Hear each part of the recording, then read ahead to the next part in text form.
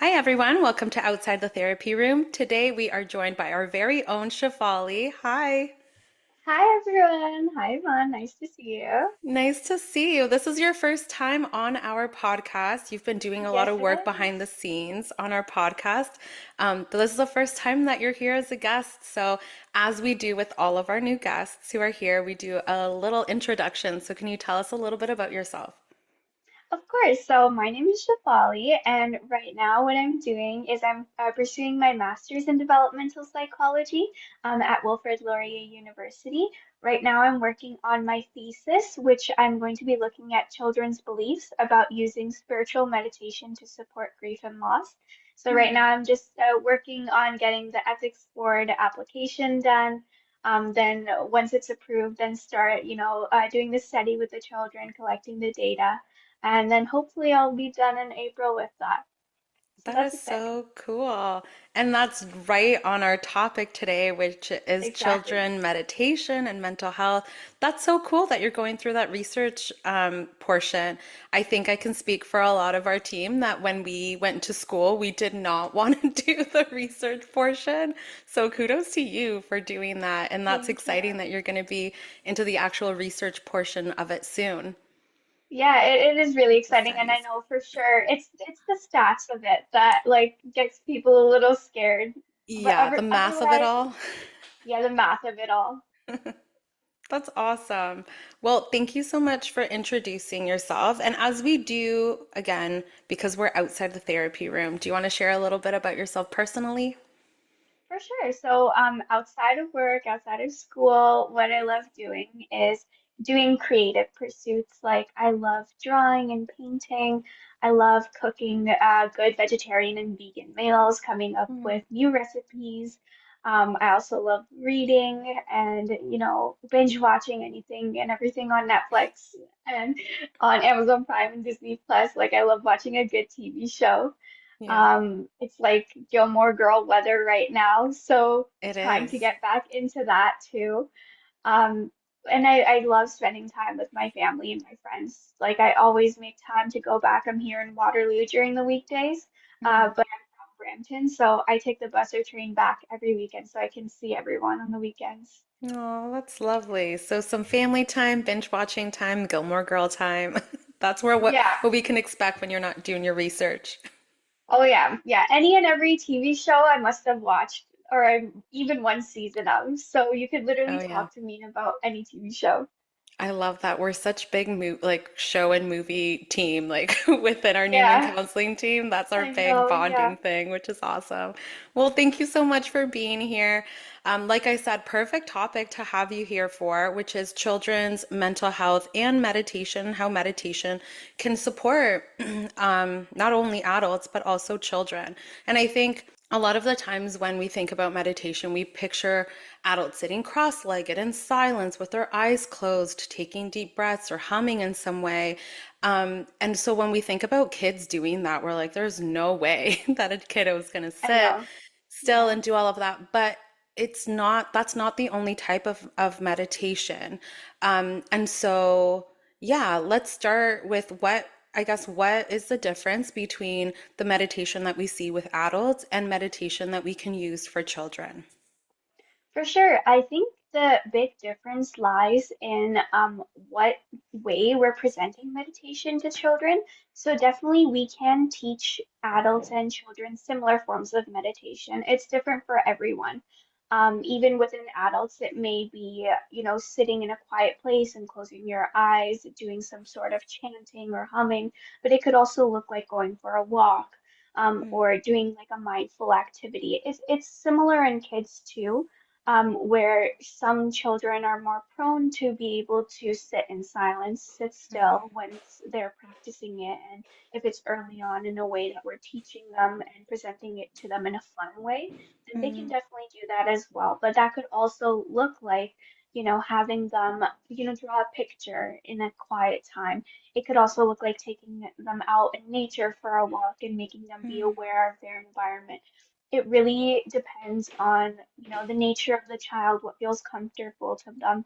So yeah, for children, definitely there's so many different forms of meditation that we can teach them that they may be interested in. It really depends on the nature of the child, what they're comfortable with, what type of environment they're growing up in. So Hmm. it could definitely be one that they're sitting in a quiet place, they're trying to sit still. That's the one I did when I was growing up, where you would, sit in a quiet place, try not to move, just focus inwards. And because I was taught it from a young age, it wasn't that hard for me to be able to sit still.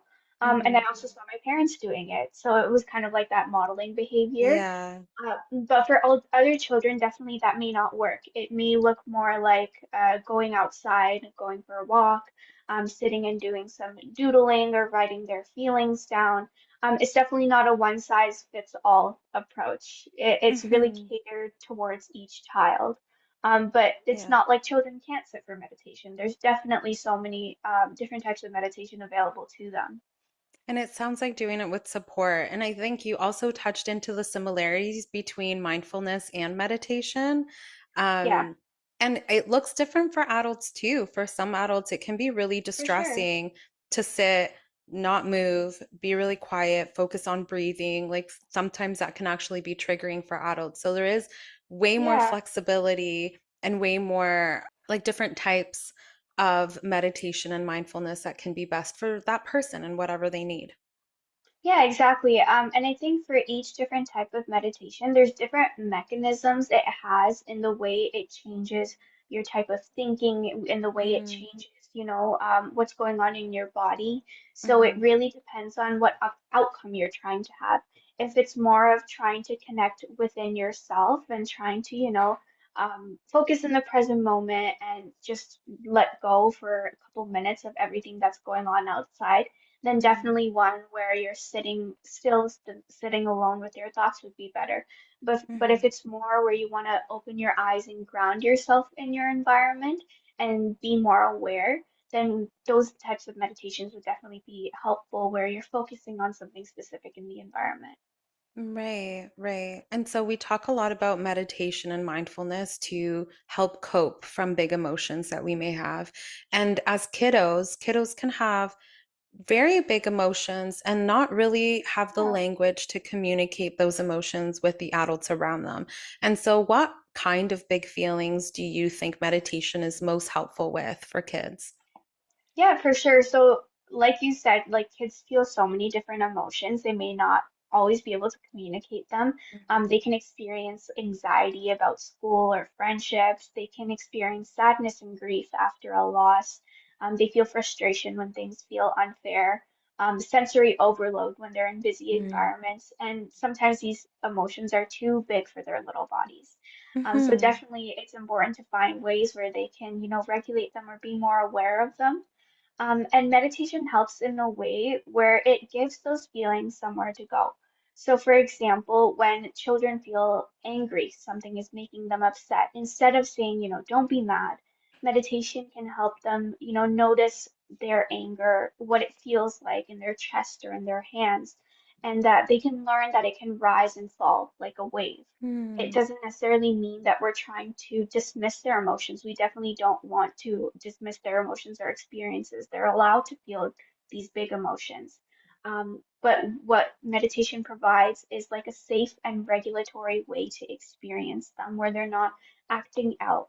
And when they're becoming more aware of them, then they'll start having an understanding of how to explain to others what they may be feeling. So if they're Right. sitting down in a time when they're feeling sad or upset or angry, or nervous or any other emotion that they're not able to communicate, they can start connecting those sensations that they're feeling within their body or the type of thoughts that are coming out, that they can explain it. So let's say they Mm. can start saying, my tummy feels tight, maybe I'm getting nervous, or I can breathe slower and help my body calm down when I'm feeling this way.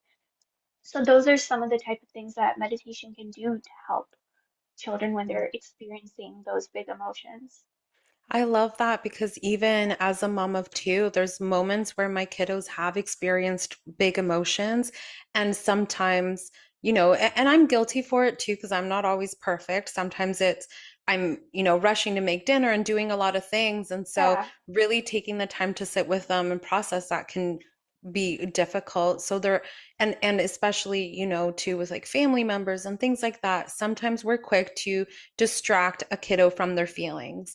And that kind of or takes away their opportunity to really understand what their body is telling them about their feelings. So I love how you described that because it sounds like with meditation, it's not only a way to like calm your body down, but it also gives you this awareness as to what your body's actually feeling, what sensations can maybe, let us know that we're feeling certain ways about a situation. And for a kiddo, like that can be really important and yeah, valuable information that they'll carry on into their adulthood and have that awareness and clarity in terms of like how they're feeling, how to communicate those feelings, what their body sensations are telling them, and also what they can do to help soothe those symptoms of our emotions. So exactly. yeah, I love everything that you said about that. It's so helpful. Yeah, I mean, we definitely have to remember that it's a time of their lives when so many different developments are happening Yeah. within them. Like, even when you see when a child is born, like how quickly does the time pass by when they say like their first word, they start making from a word to a sentence, and they Mm, start recognizing, oh, this is my mom, this is my dad, these are my aunts and uncles. yeah. So all of that development happens so quickly, and in this day and age, there's so many inputs that we're getting from our environment, and something is going on all the time. So Mm, if they're feeling a big emotion, and on top of that, TV is playing a loud movie or noise, their parents are trying to help them calm down, or if they're in a rush, and it definitely happens, they just try to calm them down in the fastest way possible, and then yeah. they're also trying to understand what's going on with them. It could definitely be difficult. And it's not easy, like just starting off with meditation. We can't just have them sit for half an hour at one time when we're starting off. It's a practice for both the parents and the children, or whoever is the professional Hmm. support, if they're getting professional support.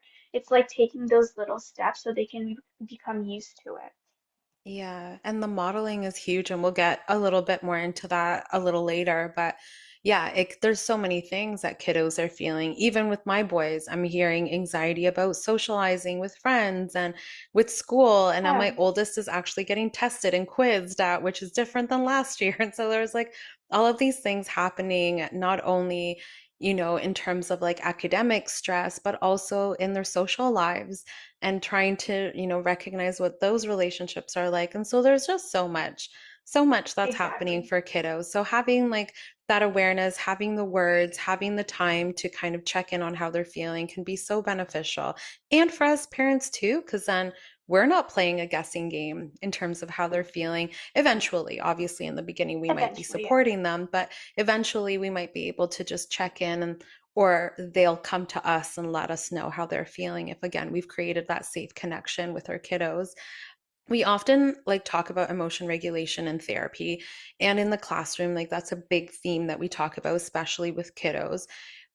You talked a little bit about how meditation actually can help kids build on those regulation muscles.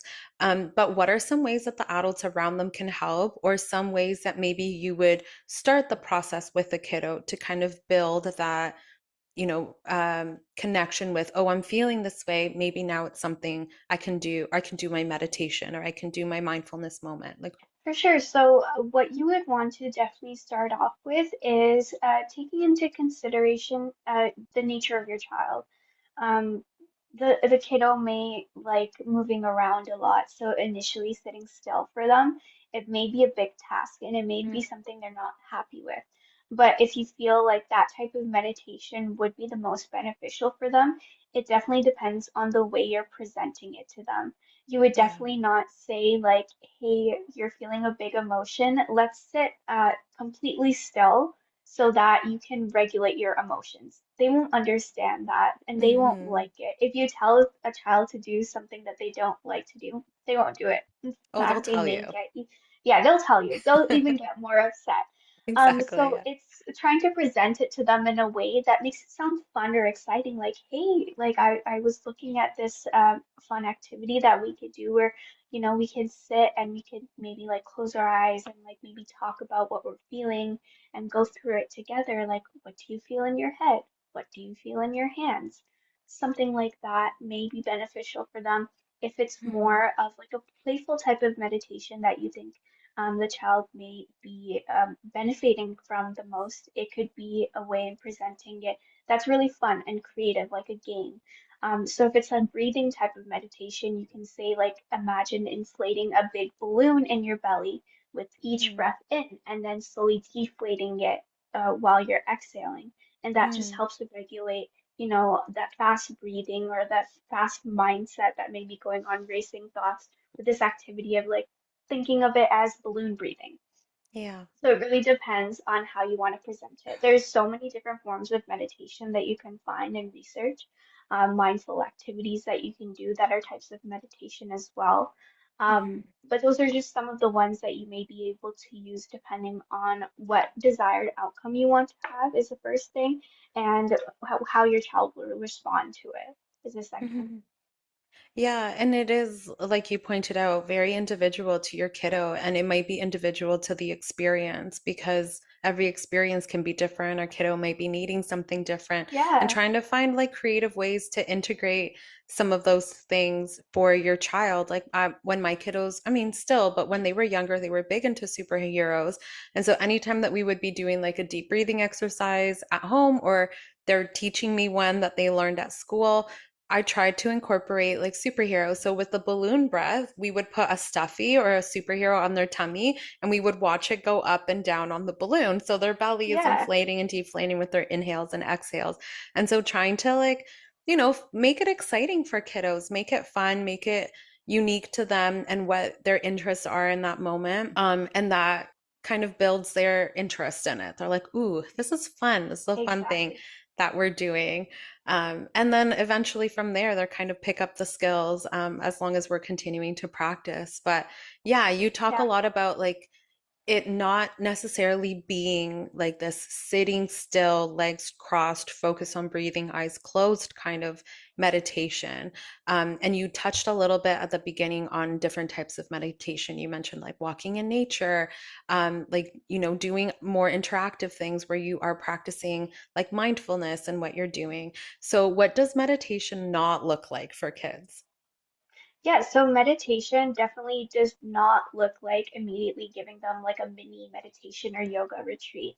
It's Right. not always about like sitting silently for 30 minutes trying to have no thoughts or like immediately focus on all of their thoughts. That would be difficult for even most adults who are just starting Mm-hmm. off, let alone kids who are Yeah. just trying to figure out what's going on with them and what's going on around them. Yeah. In the initial stages, it's for sure more about connection than perfection. They want to try, you want to help them try connecting to themselves in a way that feel, safe and natural.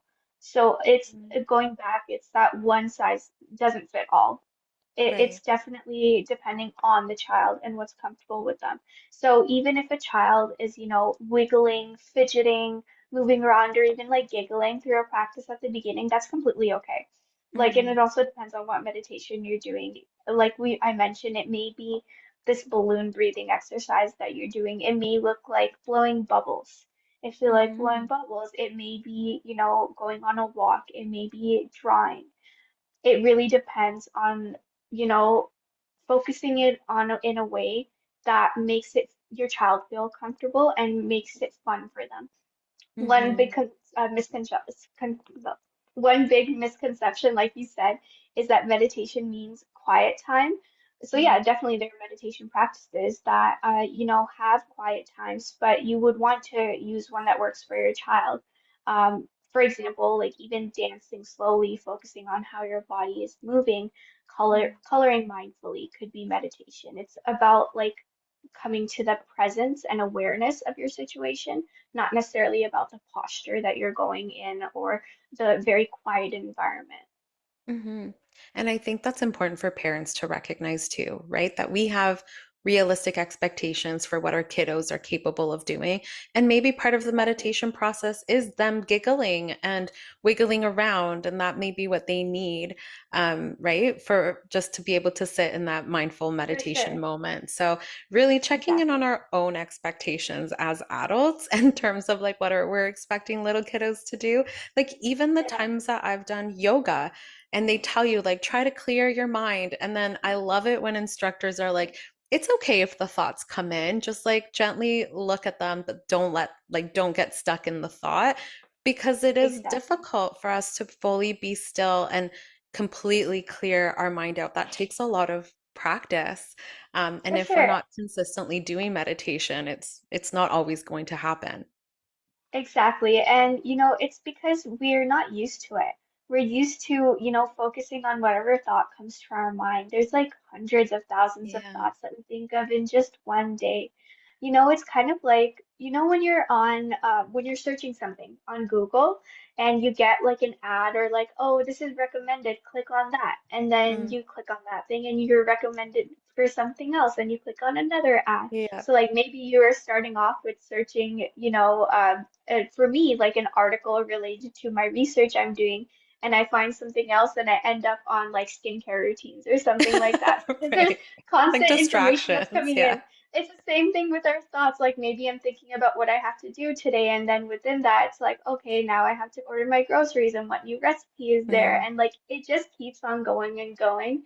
And that's yeah. what meditation tries to do at times. Like it helps you focus on one thing at a time. Yeah. Even if you have a thought that's coming in your head, it it may be an important thought. You don't want to dismiss everything that's going on, but you Mhm. definitely also don't want to be thinking 10 million things at one time. Yeah, Yeah, and it's really a practice of being present, right? Being present with one thought or being present with one thing that you're doing. And like we've said repeatedly, that takes practice. So it like takes be practice. gentle with yourself if you're new in meditation, but also be gentle and compassionate to your kiddo that it's going Yeah, to take a little bit of time before it kind of builds into a routine and we have more ease going into it. Um, for sure. so I had kiddos, both of my kiddos, at some point in their lives, and thankfully now they're better with their sleep, but at some point in their lives, they really struggled with sleep or with concentration if they're focusing on like homework or a reading activity that they have to do for school. Can meditation and mindfulness be helpful in those moments? And if so, what kind of like I guess meditation exercise have you found helpful for like sleep and concentration?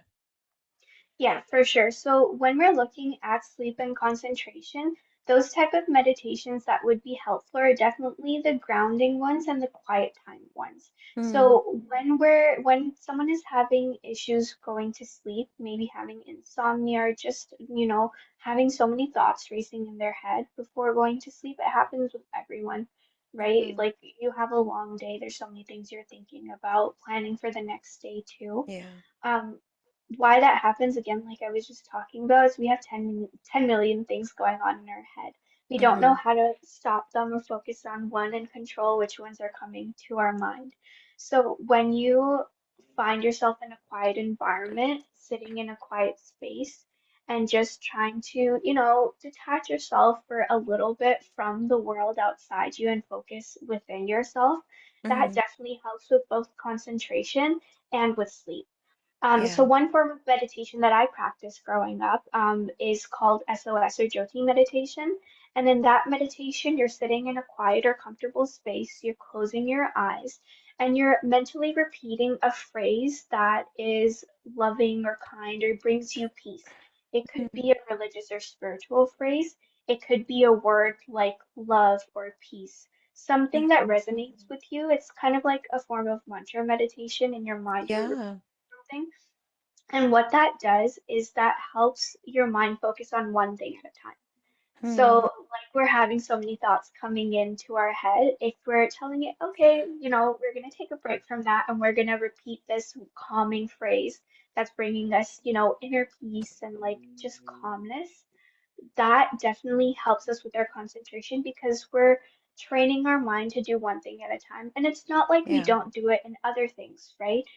How many times as a kid watching TV and the parent is calling them, come have your Hmm. lunch or something, and the child is not here. Hmm. There is that input coming from the environment, but it's like Yeah. they're in their own little world. It's because they're so focused and so much enjoying what they're Mm. doing that nothing around them, it doesn't really matter. They're focusing on that one thing at a time. So Yeah. those type of meditations, it helps train your mind to do the same thing. You already have the capability of doing it. like while you're watching TV and ignoring your parents calling you. They have the Yeah. ability to do it. It's just a point of trying to help them do apply that in other areas of their life as well. And Hmm. that type of meditation may not work for children for sure. So it would definitely be something that is still like a low sensory load, may not necessarily be drawing, it may be having their eyes open and doing a breathing sort of meditation, but definitely it's something where you're trying to calm yourself down. When you're going to sleep, it's when Mm. everything in your environment is not relevant to you, you're not focusing on it. So when Yeah. you're doing that similar form of meditation, it's definitely not going to be going for like a mindful walk outside before you sleep. It may Right. be that may happen a little bit earlier in the evening for sure to help start calming your mind down and prepping for Mm. going to sleep, or even prepping for sitting down and doing your homework. Hmm. But when it's the time to sit and concentrate and let go of whatever is going around you, it's definitely something that gives you a little bit more of that quiet time. Yeah. And as you were speaking, I was like, "Ooh, I'm doing meditation with my kiddos. When my kiddos have a hard time, especially my youngest, when he's maybe having a little bit of a harder time getting to bed, we close our eyes and we paint a picture. And so Yeah, we paint a picture of like, what do you want your dream to be about? And so we'll like, again, he'll close his eyes and we'll paint a picture of like what the place looks like. Obviously, a lot of his stuffies are involved in this picture, but like you'll think about like that's his so stuff cute. he's doing this. And I'm realizing like that probably is a meditation as well, It is, where for he's sure. we're focusing in on creating this picture. And then once he has the image created, we're like, okay, great. Now that's what you're going to dream of. Like think about what your stuffies are going to be doing within this picture. And that helps him kind of settle in and kind of organize his thoughts into just that one thing. And so I mean, our listeners, you might already be doing some form of mindfulness or meditation practice with your Exactly. kiddo. And it's just about applying that more, or again, you know, your kiddos best, seeing what would be the most helpful for them right before bed. For sure. For sure. Yeah. Yeah, that's really cool. Do you notice a difference in how neurodiverse kids, like those with ADHD and autism, may respond to meditation practices? There's definitely research, even that I came up with, or if I found while I was doing my own research for my thesis, because my thesis is looking at that initial stage of seeing if even children believe it would be a good idea to use meditation for something specific, right? Mm, So I definitely wanted to include and see if there's research on using meditation for neurodivergent kids or anyone with ADHD, autism. Um, there is definitely meditation is helpful for children with ADHD, for children with autism. mhm, Again, it's finding the type of meditation that works best for them. Even within, while I was looking for research for my thesis, there was a lot of research that was coming up and studies that have been done with children with ADHD or autism and seeing what different forms of meditation may help them. So that could definitely look like, a meditation program within their school where they're doing it with the mm, other kids around them. It could look like a meditation that they're doing with their parents at home. Um, there's different forms of meditation for them as well that the research has shown up with. There is one that I saw that was the soles of the feet meditation, where they're standing and oh, they're focusing on how their feet is like how their feet feel on the ground and grounding themselves. mm, There's, music meditations that work for them as well, focusing on the different sounds and calming sounds that may be coming around from that type of music, like low sensory type of mm, sounds that are coming. Um, Again, the difference just lies in what desired outcome you want to have. Um, yeah. but it's not like it doesn't work for children with ADHD or autism. For ADHD, for sure, there's a lot of research that Hmm. meditation helps because it helps quiet that mind down a little bit. It helps Yeah. quiet those behaviors down a little bit and focusing on doing one thing. It's that like slow practice that meditation helps do.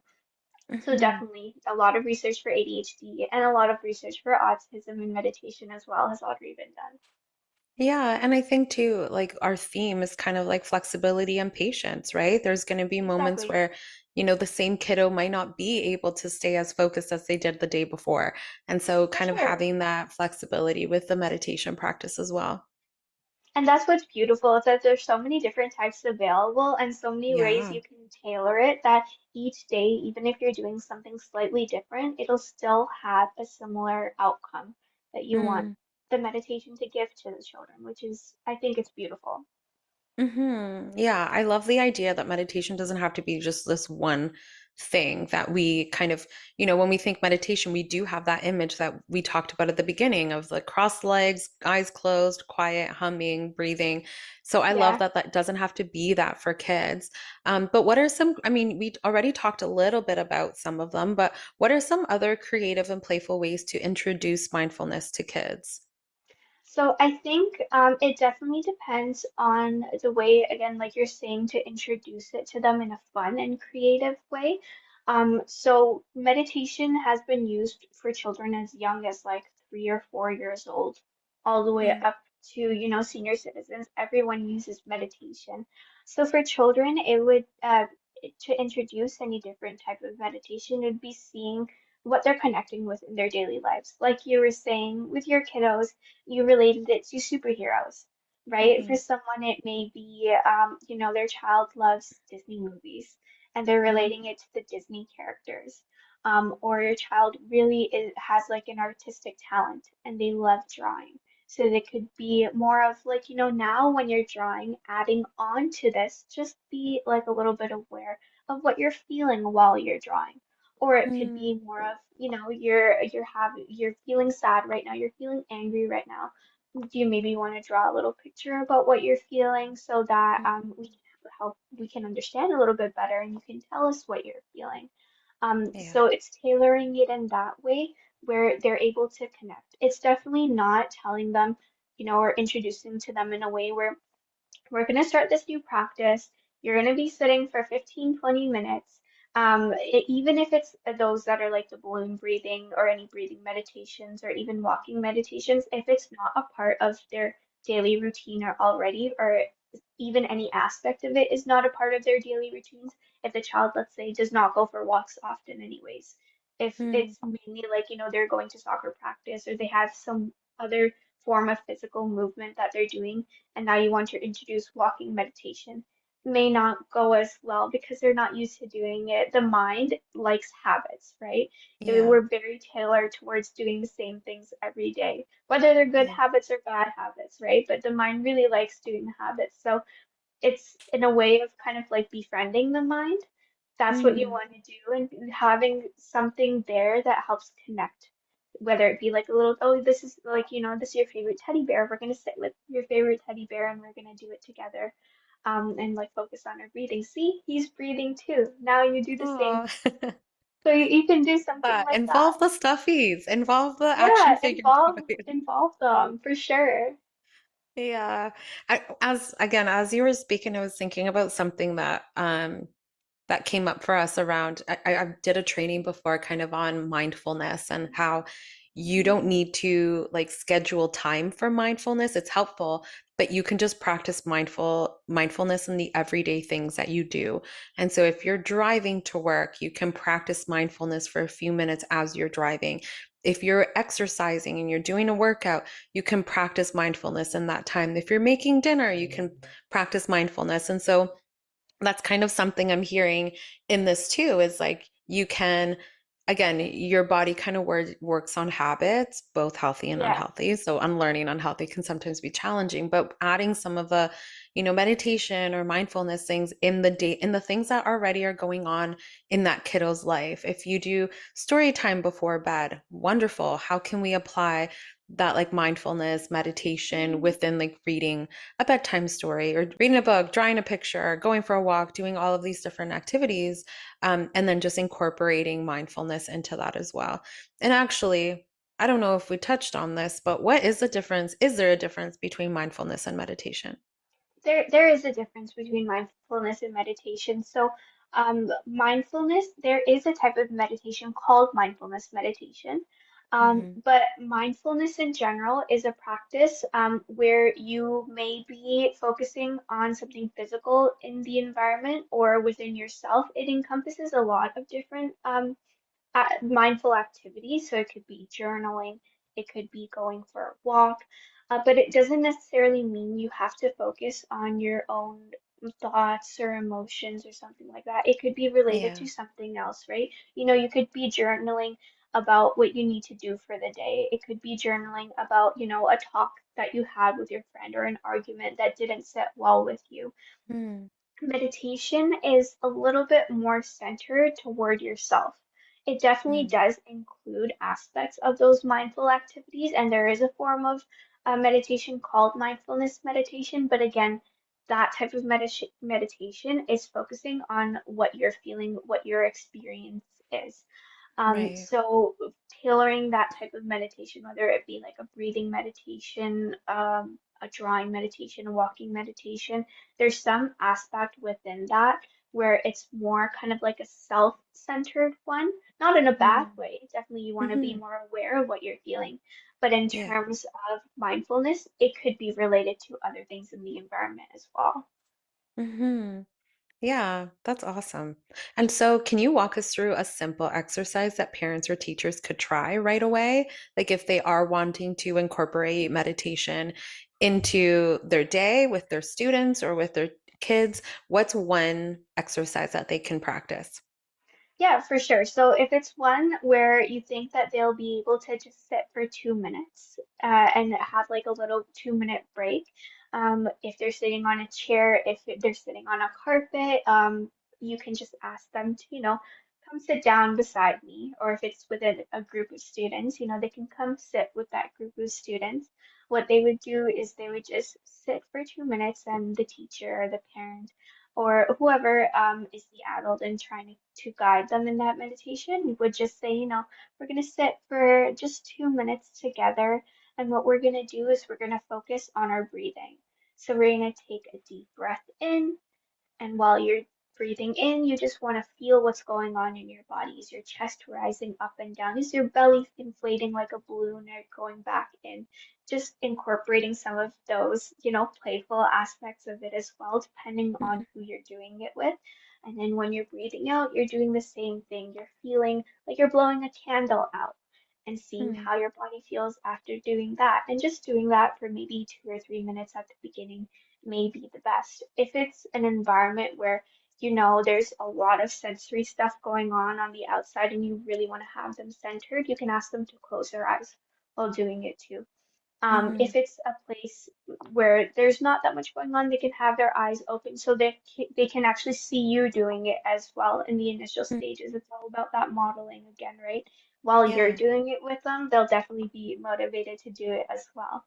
So Mhm. that's just one simple, easy breathing type of meditation that they can do to, you know, in between studying, in between classes, you know, even at home, in between doing chores or something. It's really Mhm. easy to help calm them down. Yeah, yeah.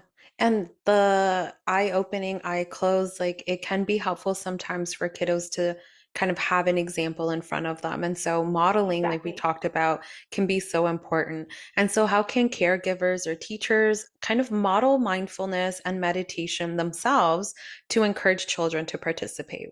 What could that look like? Yeah, it definitely includes not just doing it when you want your kid to do it. You want to do it, and there's so much research and so many examples of how it helps adults too. So you would Hmm. want to try to make it a habit for yourself as well. If it's when you wake up in the morning, you know, your child is getting ready for school, you're helping your child get ready for school. And then before breakfast, maybe you do like a quick little meditation together before eating to calm yourself down. And before you go to work and before your child goes to school, you're having Mm. this activity that you do together.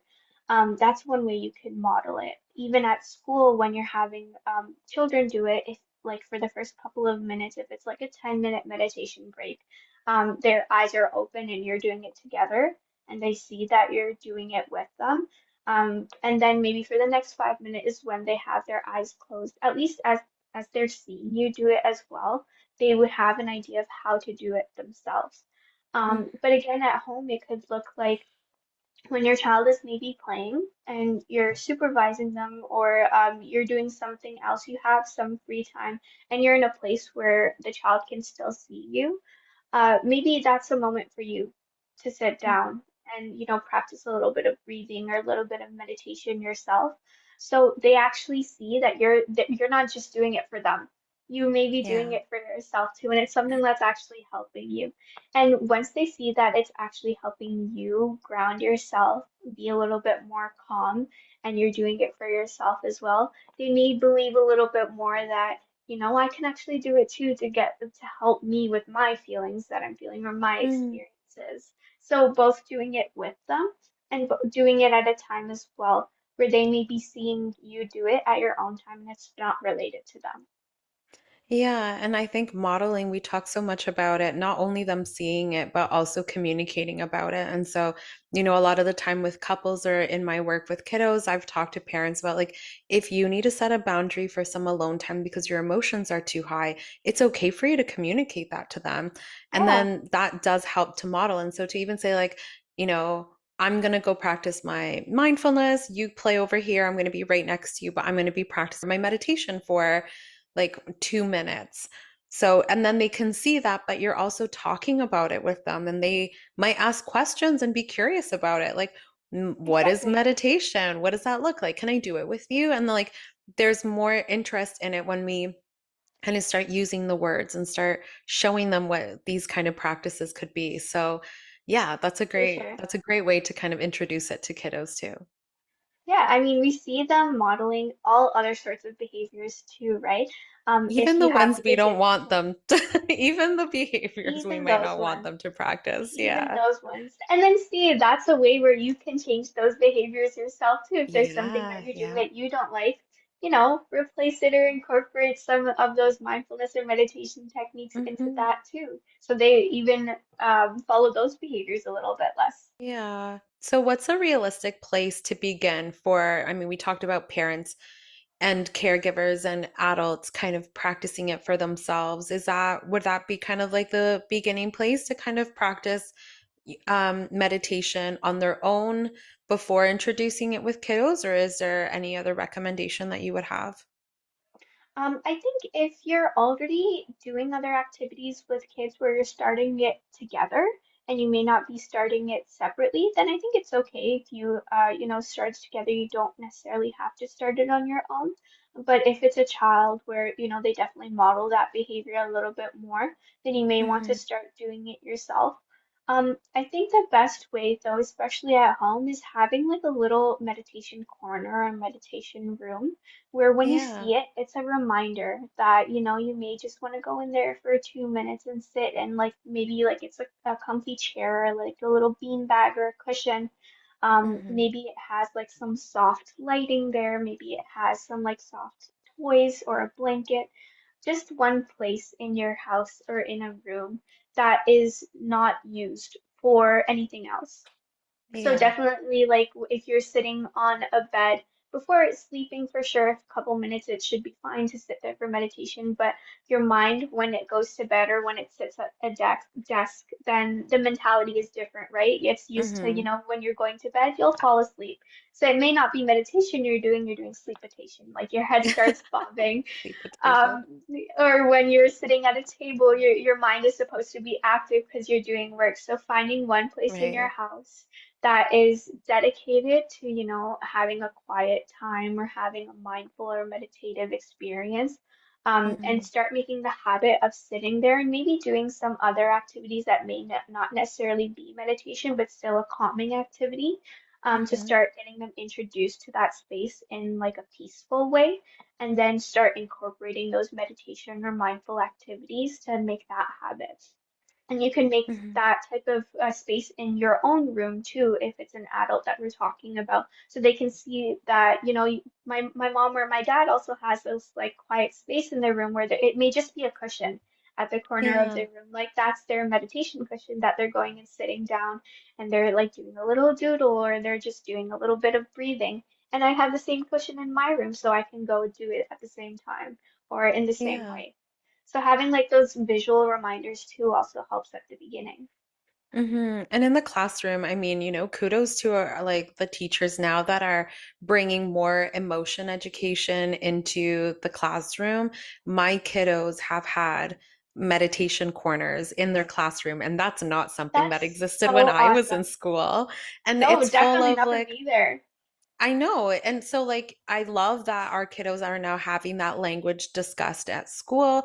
But for both of my kiddos, those little meditation corners in their classroom, there was like soft pillows, like little cushion or beanbag kind of chairs. There's like quiet books that they can read. There's some fidgets. There's like a whole bunch of things, and it's there for when kiddos need to have that quiet down moment. And so it can be a space that gives you that visual reminder, like I can do this. This space is accessible for me to go to if I need a little quiet time. But it's also just normalizing that we all sometimes need a little bit of quiet time, whether it's a meditation cushion or, a corner of the house that's like your little meditation corner. Like it's there. Everybody knows about Exactly. it. And there is this accessibility to it that then, reminds us, oh, we have this tool. We can go do this. Yeah, and then I even saw like especially for school programs that are including meditation, it's so like I'm so happy to Yeah. hear that, your kiddos Yeah. have that meditation corner in their classroom. I did see, I think, one video that was talking about some new surveys and research they were doing with schools using meditation programs instead Yeah. of detention. And in those schools, suspension rates go down, like the times children go to the office to meet the principal go down because you're Mm, providing them with this safe space and kind of yeah. replacing that behavior with something else. So those, difficult times or those tantrums or those fights or anything like that, they start slowly not happening in the first place because they're able Yeah. to, in that moment, like, I'm getting angry. Okay, let me just quiet myself down for a second before I say or do something that may not Mm. be helpful. So definitely it's shown to be helpful in school environments too. Yeah, and I mean there could be a whole episode on time in versus time outs, but I Yeah. think for time outs there's so much shame that a kiddo can feel of being in trouble and like you have to Yeah. sit in the corner with the chair backwards and everyone's gonna know that you're in trouble about this. Again, this is how it was when I was a kiddo. And Yeah, same so here. now it's like this like time in, like let's go into the meditation center or the little meditation corner and really like breathe and recognize how we're feeling and why we're feeling that way and like all of these things. It's such a different kind of look at instead of punishing a child, helping them understand, what led them to doing the thing in a For much sure. more compassionate, gentle way than like shame, Exactly. shame, feel shame for what you did. Like, Yeah, and kids are never yeah, going to feel good about that. You know, no, it's not like no, a cause safe more where like anxiety.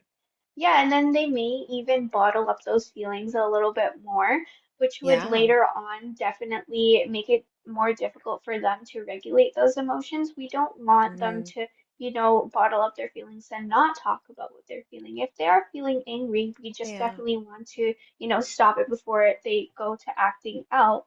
They're allowed to feel like these big emotions. It's just in a way of yeah. regulating them in the safe way. Yeah, exactly. Yeah. Are there times where maybe meditation wouldn't be the right fit? Or where maybe we need to implement a different approach entirely? Like, for example, if a kid has experienced trauma or has intense anxiety, sometimes for adults, like sitting in and focusing on breathing can actually trigger our anxiety. And so, yeah, I guess, are there times? And then what do you do in those cases? Yeah, for sure. I mean, there would definitely be times where you don't want, it wouldn't be beneficial to take a moment for yourself or focus on your breathing or something. It may actually have the opposite effect of what you want, what you were thinking it may do. In those cases, there's so many different other supports available, right? It could be more of, how I was talking about the difference between mindfulness and meditation. Those Hmm. mindfulness activities that are related to, something external, maybe a little bit more Yeah. beneficial, those type of grounding activities rather than something where they're focusing within themselves. It's Mm, still like in a similar area of like mindfulness and meditation, they may give like the same results. But if you're mm, focusing on something outside yourself with mindfulness, it may be like an easier transition to go to than from doing meditation.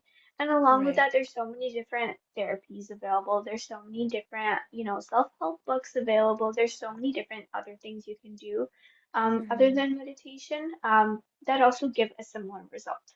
So we definitely yeah. don't want to be doing it if it's in a way that, it's giving the opposite or result, or it just doesn't make sense, right? Mm, In my own research too, when I'm asking children about, their beliefs about using meditation, I have to include like a control question or just so that I'm seeing if they're understanding what I'm talking about when if meditation would be helpful or not, where I'm adding like right. a story of like, this is the kid and he's playing at recess with his friends. And then all of a sudden, one of his friends says, let's do meditation. Do you think it would be helpful in this situation or not? Definitely in that case, it's not helpful. If you're in the middle of playing with your friends and maybe you're like getting into a fight or if it's becoming rough, like in soccer or Mm, football or something, may not help at that time because you're already so riled up or you're actually having fun at that time, right? So yeah. that wouldn't be helpful in that case. Um, Mm, so in those cases where you do want to focus within yourself a little bit more, meditation would be helpful. But if it's in a mhm, way that it may be triggering and giving the opposite effect, there's other things you can do, whether it's something if you want to do something similar, maybe mindfulness techniques would be a little bit better. mhm. Or finding different types of support, or professional support would also be good. Yeah, and with the mindfulness, it's also about the act of being present, which doesn't always have to be internal. It can be like an external inner space, like you Exactly. described. So, Yeah, yeah, so there's definitely so many different supports that can be out there if meditation isn't the right fit for you or your kiddo. And like you pointed out, sometimes we need to go more into, getting support from other people to help us. So that may look like therapy, or a doctor or whatever kind of support system you have in your community or in your circle of support. But exactly. yeah, if you could share like one takeaway with parents or caregivers about meditation and children's mental health, what would it be? Yeah, I think in this day and age, we have so many different forms of support that we have available already. Yeah. But what meditation offers is this one way to really center ourselves in a way that you can do at home, you can do it on the bus while going to school. Some other Mm, supports may not be available in that area. Or like even for me, it was a lot of or in my culture, there's a lot of like stigma and taboo surrounding mental health. People don't really talk about it. mm, But in those mm, cultures, at least for me, meditation is integrated within that culture already. It's yeah. something that people do regardless. Like they do it, for spiritual or religious practices. And Hmm. it doesn't necessarily have to be a spiritual or religious meditation that someone is doing. But if it's kind of like that stepping stone in between, where if you want to start introducing your child to something to help them get that support, and this is something that is relevant to you, this would be a great way to do it through meditation. Yeah. Creating that habit for yourself and for your child where you can tailor it to them and do it in a way that it resonates with them the best. That's the Mm, beauty of doing meditation, where you can relate in any way to them that makes it fun, exciting, and something that they enjoy doing, not something that they're dreading doing. They may dread going to an external place where they don't know the person that they're getting the mm, support from. But if it's sitting at home, doing it at school with a teacher, or doing it with someone they're comfortable with, and even on their starting to do the habit of doing it on their own, then they can mm, apply this for any situation in their life. They can do it yeah. even when they have free time. They're maybe not feeling a big emotion, and they just want to practice doing it because it feels good for them. That's also Yeah. something they can do. So that's really the beauty of including meditation for children's mental health. It could be used in any place in any way. It's inexpensive. Like you don't need to Yeah, pay for for sure. anything. Like it's accessible. You can do it anytime, any place. And one thing that you mentioned, which may be helpful for our listeners, is also in if you are thinking maybe about integrating this new practice into your day-to-day routine, doing it, I guess like implementing it when things are relatively calm, not trying to, Yeah, when your kiddo's having maybe like a meltdown or a very strong emotion in that moment, that may not be the time to be like, all right, we're going to practice meditation for the first for time ever. sure. So being able to do That it when definitely won't be everyone's good. calm. Yeah, like it's not going to be helpful, but kind of slowly building it into your routine when it's like things are relatively calm, Exactly. then kiddos pick it up more, and then they can use it and apply it in those maybe moments where they need it or where it could be really beneficial. So For yeah, that's sure. awesome. But I know I mentioned like, inexpensive thing that we can use, but I know that there's also so many resources out there that may cost a little bit of money, may not. But for our listeners who maybe want to learn more about how to get started, how to apply meditation into their day-to-day lives or in the lives of their kiddo, are there any resources like apps, books, any kind of guided meditation that you would recommend? Yeah, there's definitely a lot of different apps that are available. What I would recommend if you're looking at different apps is to see what type of meditations they offer on it. I Mm, know there are apps that do have like children's section and have children focused meditation, so you may want to look at what options are available on those one and if they resonate with your child. But some people may not want to do it on an app because they want to reduce their children's screen time. So yeah. that may be looking more at finding books at your local bookstore that talk about like, how to do meditation with your child, or maybe like those meditation books where it shows the instructions in a child-friendly way of, Hmm. we're going to read this book together and follow what they're doing. It's saying to sit down and do this type of breathing. So let's read it together. And that could kind of be like a bedtime story meditation. Um, Yeah. so apps, books, and then online resources. There's so many online resources you can find where it talks about what different forms of meditation are available, and you can print out the instructions to help guide you when you're doing it with your child. And then last but not least, finding like any professional support in where you are. There's people that are trained already to do it. May have if you have like no clue about meditation and you have even no interest in trying to do it yourself, then you can definitely have someone in your environment, in your community, help you kind of guide you in that process and help do it with your child Hmm. for you. So those I think would Yeah. be the top four ways to do it if you are thinking about introducing meditation for your child.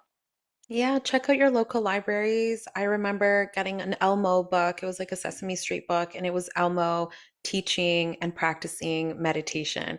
And my kiddo That's loved it because at the awesome. time he was obsessed with Elmo. So yeah, check out your local library. Our librarians are so helpful and know kind of what resources are there for, like what books can be helpful for kiddos and for adults, teens, like depending on the age of your kiddo. And also like Spotify and YouTube can be great ways to kind of For find sure. mindfulness, like guided mindfulness, or sorry, guided meditation practices for your kiddo. Again, if it's maybe only 5 minutes that you have, then it kind of, start to finish 5 minutes. And then after that, you know that your meditation time is up. But those kind of, yeah, using the resources that you have accessible and available for you now are helpful. And everything else that you mentioned, looking at your community to see if there's somebody who can maybe practice or help teach you if you need a little bit extra support getting into the meditation practice. Definitely, I think it's beneficial for anyone to start looking into, even if it's not Mhm. just looking for, getting a specific type of support, but just starting to integrate it within your lives, like making Yeah. the habit at some point in your day, you'll definitely see benefits throughout your day. Yeah. Well, thank you so much, Shefali, for joining us, sharing your Of insights and your course. research. You do have a blog up on our website, so everybody make sure to Thank check it you. out. Shefali does talk about children and men and meditation and kind of gives some resources on there as well. Is there anything else that you think would be important for us to share, or any way that people can maybe help look at your research or maybe sign kiddos up for the research part? I can definitely let you know when it gets to that point where I'm recruiting and trying to see if anyone is interested in finding the research. But Yeah. otherwise, if anyone wants to email me to get more information, then you can email me at shefalibhalla01@gmail.com, and you can reach out to me there and we can talk a little bit more about meditation and I can help you try to find those resources if you're looking for some. Mhm. And otherwise, I will try to find a way within our community at least to get it out there when I'm looking for participants for my own study as well. Yeah. Yeah. So make Yeah, sure to keep an eye out on our socials because we'll make sure to have that because I think it would be so helpful to kind of have, participants in that research. It's of important course. for it. So, yeah. Well, thank you again so much. Our next episode is going to be talking about masking and ADHD and neurodivergent folks. So make sure to stay tuned for that one.